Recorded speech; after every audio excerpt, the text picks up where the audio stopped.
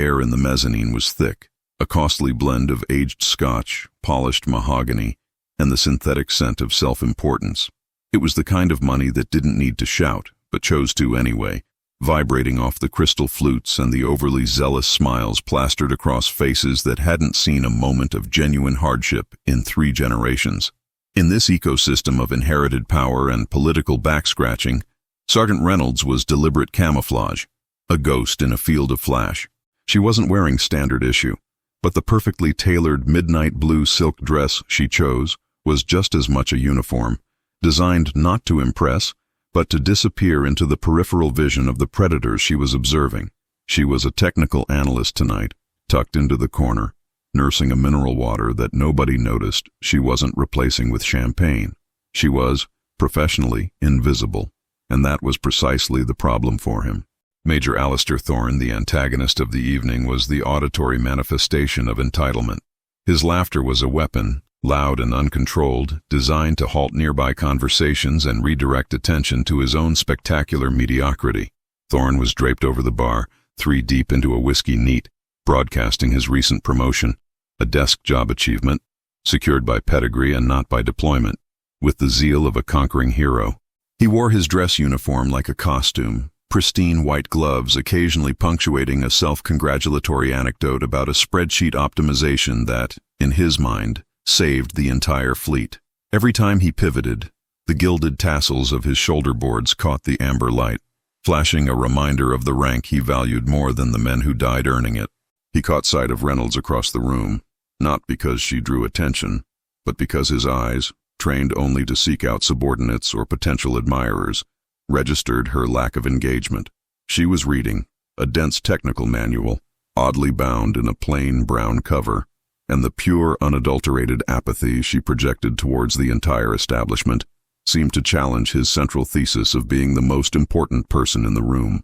Thorne straightened, pushing off the bar with a theatrical movement, the kind a cheap actor uses to signal dominance.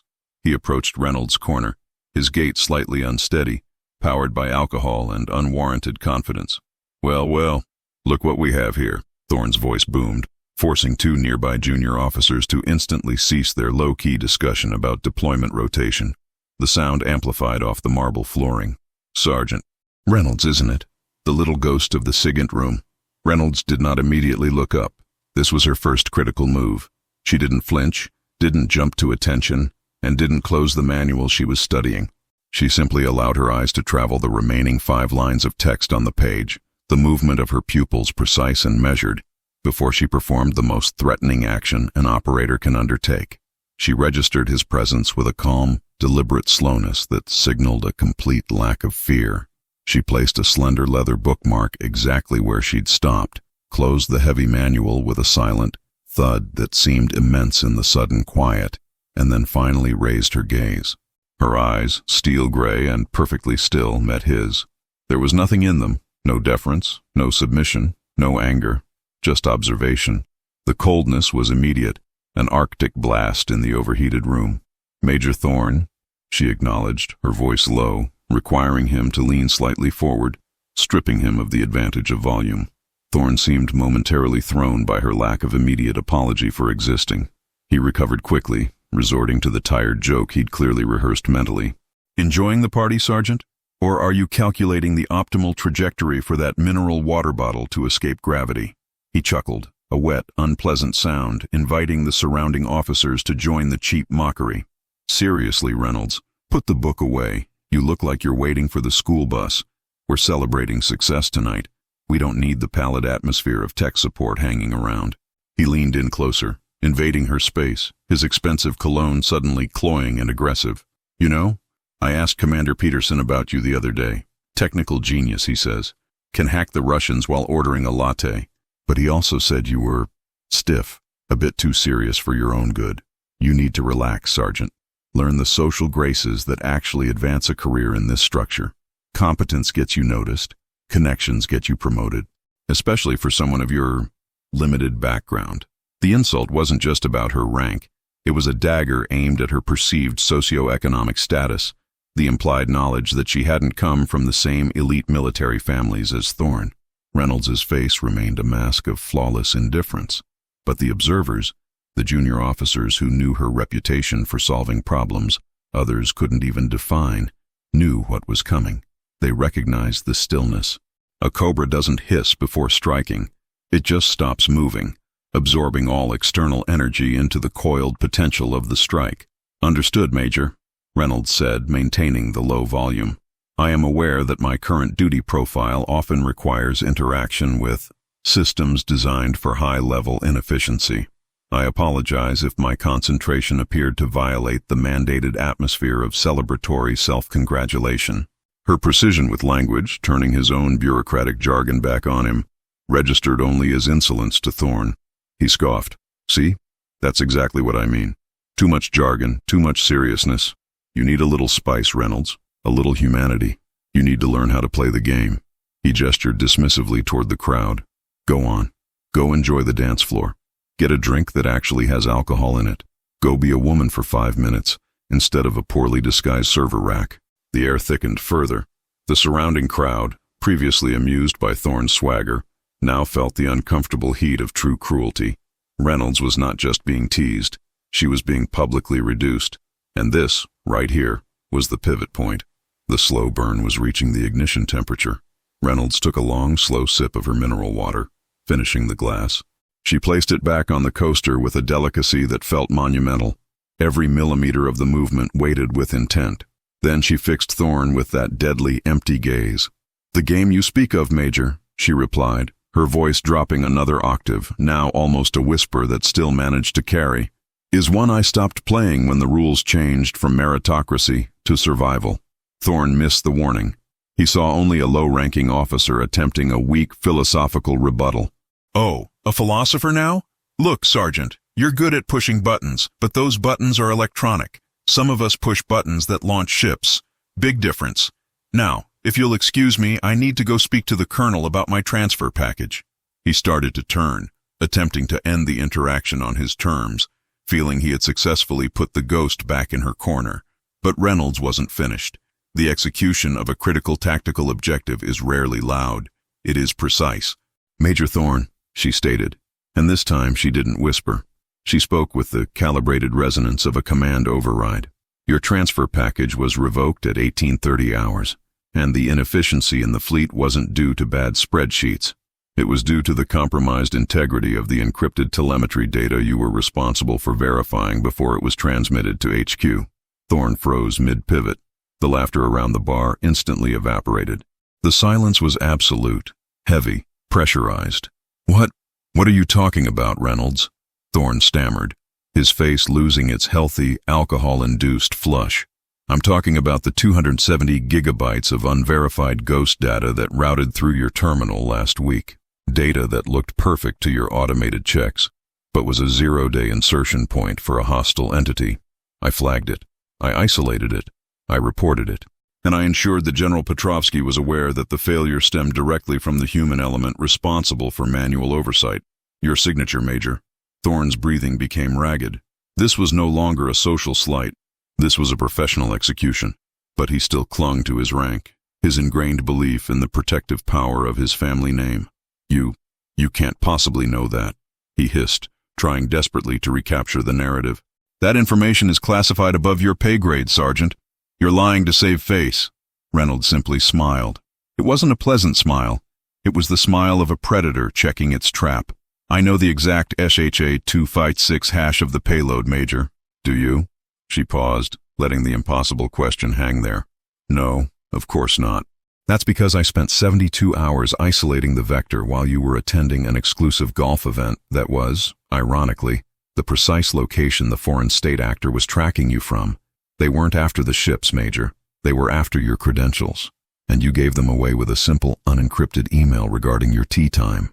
He staggered backward a step, the whiskey finally catching up to the adrenaline crash. "I'll have you court-martialed for insubordination and the spreading of classified falsehoods," Thorne sputtered, pointing a shaking finger.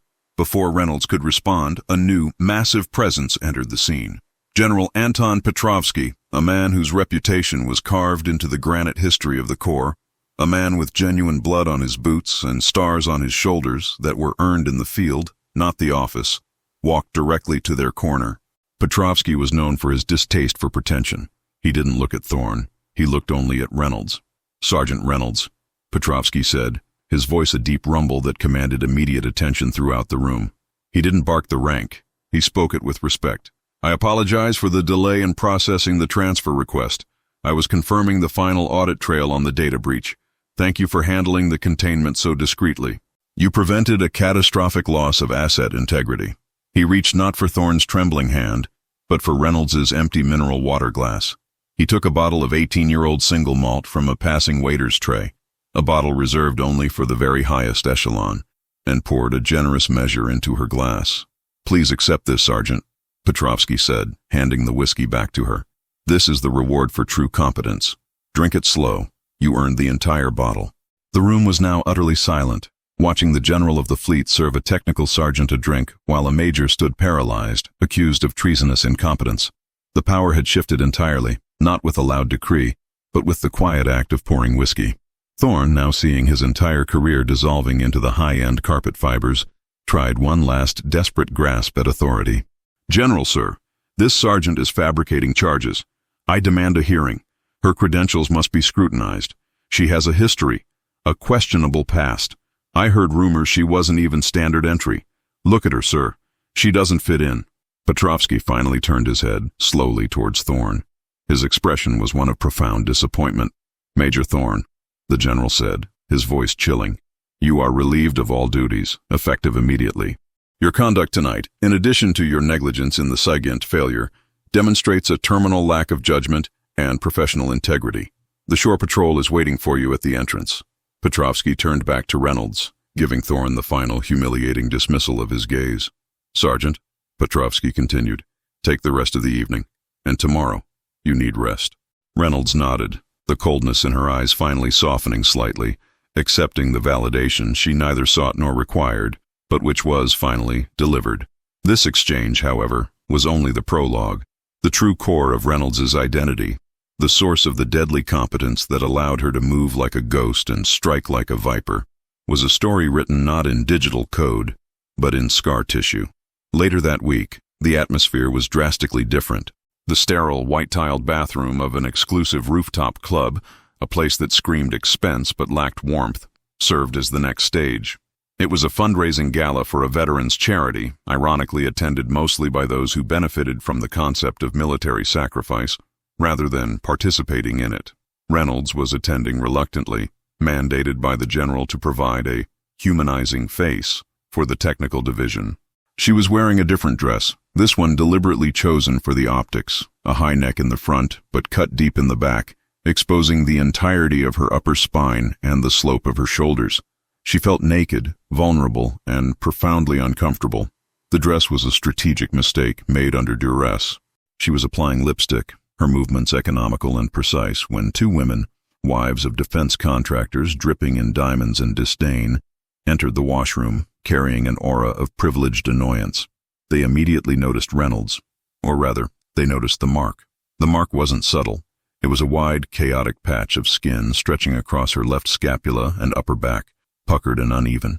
It was not the clean line of a surgical repair or the smooth geometry of a traditional tattoo. It looked haphazard, almost like melted rubber, fading from dark charcoal at the center to a mottled pink at the edges. "Oh my heavens, Brenda," whispered one woman, loud enough to ensure Reynolds heard, as they stopped at the adjacent mirror. "Did you see that?" Brenda adjusted a massive diamond choker. "It's appalling, isn't it? I mean, if you insist on getting some kind of ugly, abstract back piece, at least pay for a decent artist. That looks like she fell asleep on a branding iron at a biker rally." The first woman giggled, a shrill, brittle sound. "It's probably some kind of rebellious prison ink, trying to look edgy. But darling, if you're going to spend $3,000 on a silk gown, the least you can do is cover up that hideous mistake." They continued to critique her body as if she were an inanimate object, a sculpture poorly maintained. They laughed, a delicate yet devastating form of social execution. Reynolds felt the familiar cold pressure building behind her eyes. This was the precise sensation that preceded extreme violence.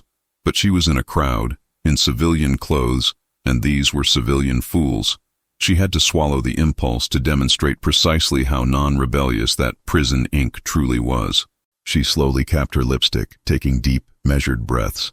Perhaps it's just a terrible burn scar she never had properly treated, Brenda offered, trying to sound charitable but failing spectacularly. Tragic, really. She should hire a dermatologist, or perhaps stick to turtlenecks. Reynolds turned from the mirror, intending to simply walk out, to allow their shallow words to dissipate into the expensive vapor of the room. She was halfway to the door when a third person entered the room. He wasn't a contractor or a politician. He was clearly military, but older, wearing a civilian tuxedo that couldn't quite conceal the width of his shoulders or the disciplined rigidity of his posture. He had silver hair cropped close to the scalp, and eyes that looked like they'd been bleached by staring at distant explosions.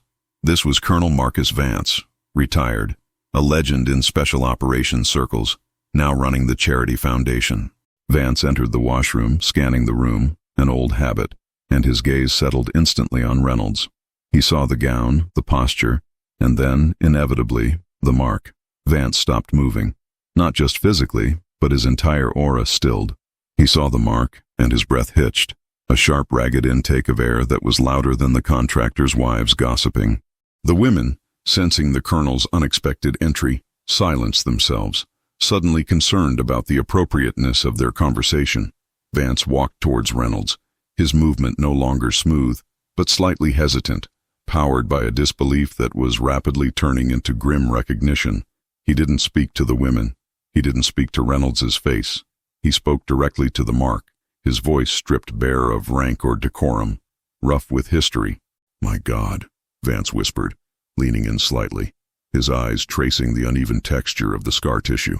He raised a hand, stopping short of touching her. Is that the Red Skull?" The women exchanged confused, slightly frightened glances. Red Skull? Was that a gang?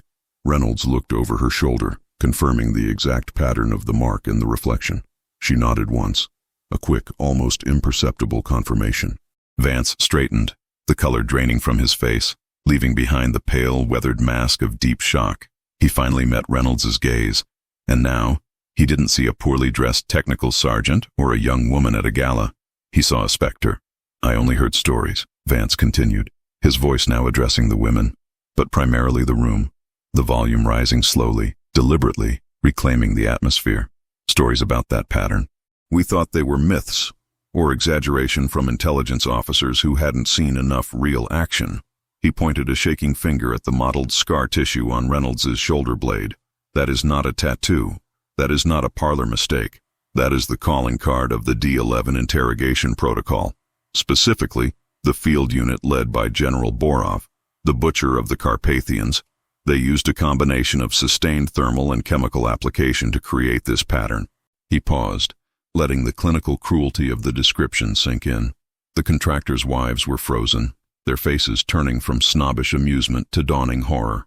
"They didn't just burn you once," Vance stated, his voice now hard as ice.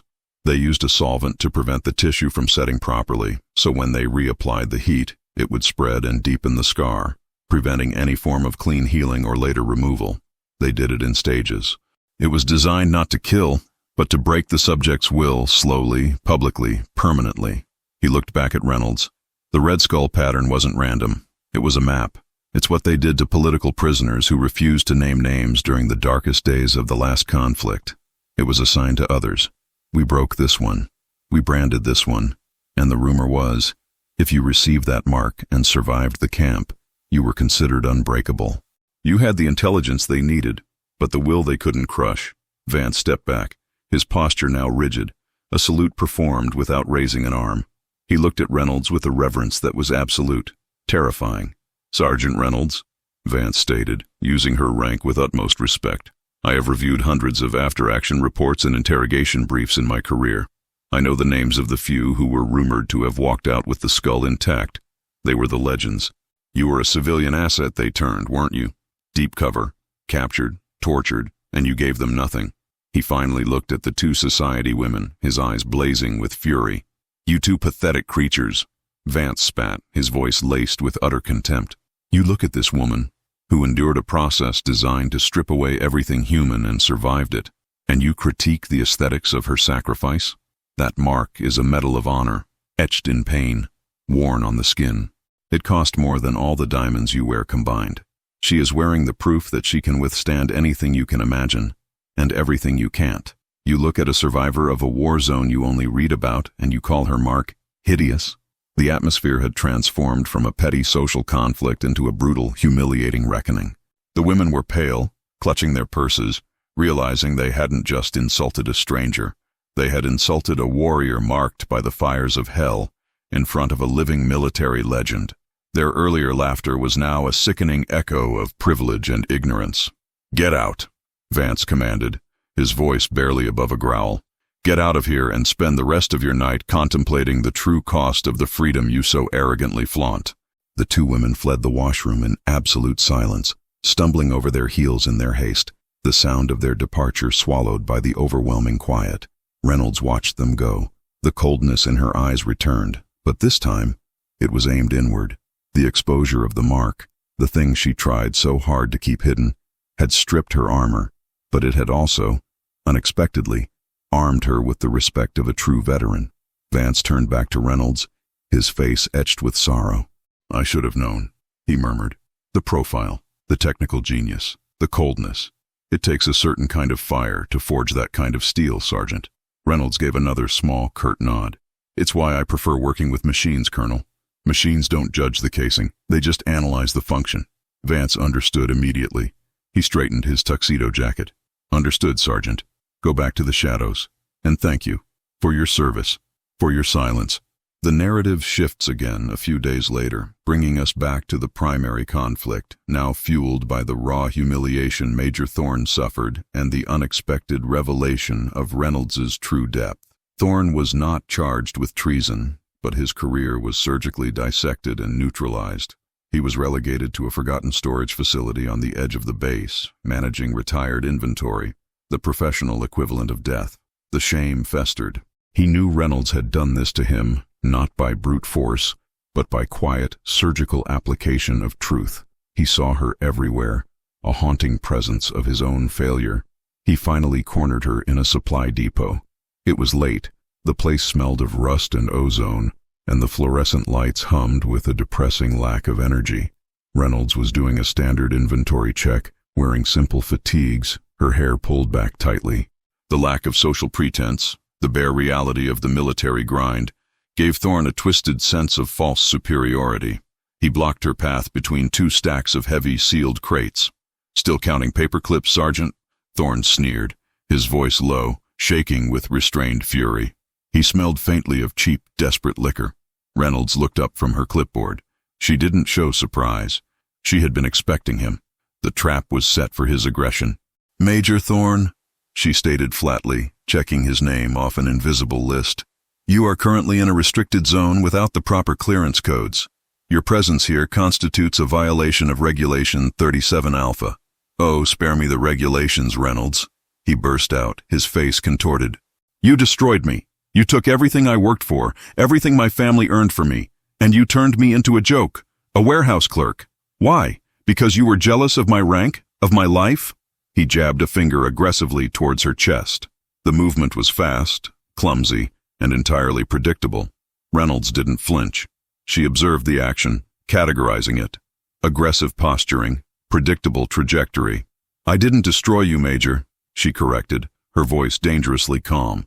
"Your negligence destroyed you. I merely documented the structural failure. And all this talk about some deep-cover torture mark?" Thorne scoffed, dismissing the story he hadn't witnessed but had heard, distorted by rumor. "A bunch of old men talking about old wars. It's all a fabricated past to give you credibility. You're just a glorified technician who got lucky once. You think you're better than me because some geriatric colonel served you a drink?" He stepped closer, invading the critical distance. "I want you to admit it, Sergeant. Admit that you manipulated the audit trail to get me busted down. Admit that the Red Skull story is bunk, that you're nothing special. You're just a cold little girl hiding behind a keyboard." This was the perfect moment. Reynolds closed her clipboard, the sound of the metal clasp echoing unnaturally loud in the silent warehouse. She looked him dead in the eye, and the chilling coldness intensified, becoming truly glacial. She performed the micro-movement of adjusting the collar of her uniform jacket, a quick, precise touch. "I have no interest in your manufactured reality, Major," she replied. "But since you are questioning my qualifications to judge your competence, Let me offer you one piece of classified information that proves my utility. She leaned in, close enough that he could smell the faint scent of copper and gunpowder clinging to her uniform, a scent that only veterans recognize. She didn't shout a command. She whispered 5 words, a rhythmic cadence of syllables that sounded like gibberish to an outsider, but which represented the deepest, most compartmentalized protocol in the Corps. Omaha, Bluebird, 4-7, Delta. Thorne's eyes went wide. The whispered words were a tactical decryption code known only to a handful of highly specialized combat operators and the general staff. It was a code used for deep target extraction, a designation that had only been activated twice in the last decade. It was the password for a Black Ops clearance level that was theoretically invisible to his entire former rank structure. How do you know that? Thorne whispered, the blood draining from his face once more. This was not rumor. This was verifiable, active intelligence. I know it, Major, Reynolds said, her voice dropping back to the silent, deadly pitch, because Bluebird 47 Delta was the designation for the field asset I extracted from the Krasnik sector 5 months ago. The asset that was being interrogated by General Borov, the man who invented the Red Skull Protocol. The connection slammed into Thorne with the force of a train wreck. The Red Skull was not just history. It was recent, traumatic, and connected to her. I was the technical advisor on that mission, Major, Reynolds continued, allowing the truth to unfold in slow-motion agony for him. My primary function was not counting paperclips. It was providing real-time, encrypted tactical guidance to the 3-man wet work team in the ground, coordinating their exfil route around hostile signals intelligence, all while maintaining absolute communications silence. And that ugly abstract back piece you mocked? It's not a mark of a victim. It's the physical neurological map I utilized to predict Borov's next move, because I knew how his torture protocols worked firsthand. She took another precise step toward him, forcing him to press himself against the crates. You believe rank gives you power, Major. I believe knowledge gives you power, and I know precisely how much of a threat you are to national security, which is exactly 0. You are a predictable variable. You're a noisy signal in a silent theater. She reached up, a quick, almost imperceptible movement, and her hand pressed into the inner pocket of his jacket, brushing against the silk lining. Thorne panicked. What are you doing? Get off me! Too late, Reynolds stated, pulling her hand away. In her palm, held between 2 fingers, was a small, perfectly cylindrical object, a passive tracking device the size of a grain of rice, designed to mimic a fiber speck, pulled from the lining of his uniform. She crushed it between her thumb and forefinger, reducing the expensive microtech to silent powder. That was the 3rd active tracker I've removed from your person since the general relieved you of duty, Reynolds informed him clinically. You are sloppy, Major. You are desperate, and you continue to demonstrate a willingness to compromise operational security simply because your ego cannot accept a demotion. You are now officially a liability, not just due to incompetence, but due to willful malice. Thorne gasped for air, leaning his head back against the cold metal crate. His chest was heaving. He realized the depth of the hole he had dug. He hadn't just mocked a technical sergeant. He had targeted a deep-cover operator, a ghost who was currently running counterintelligence against him. I didn't mean to. I was just looking for answers, he pleaded, the arrogance entirely gone, replaced by raw, humiliating fear. Reynolds looked at the crushed dust of the tracker on her fingertips. She flicked the powder to the floor with a tiny, dismissive gesture. You won't find answers here, Major. Only consequences. She stepped around him, her movement fluid, silent, every muscle coiled and ready. As she passed, she paused just long enough to deliver the final word, the sentence of his professional and personal doom. The general knows, Major. He didn't serve me that whiskey for fun. He served it because he knew I had just finished cleaning up your mess. And now he knows you are still actively attempting to subvert the protective mechanisms we put in place. Your retirement forms are being processed, but your security clearance is gone. You are completely unplugged, and if I see you within 100 yards of any active military installation, your next conversation will be with someone who cares less about your family name than I do. She walked away, not running, not rushing, just walking with the steady, measured gait of someone who had won the war before the first shot was fired. The fluorescent lights hummed above Thorne, casting a sickly yellow glow on his defeated posture. He was standing in a warehouse of forgotten materials, himself now the most thoroughly forgotten of all.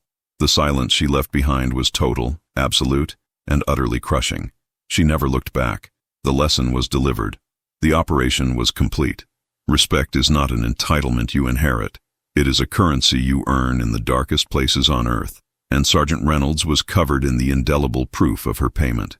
She stepped out into the cool night air, adjusted her collar one last time, and disappeared into the shadows, the silence of her departure more intimidating than any explosion. If you believe respect is earned by blood and not by rank, type respect in the comments.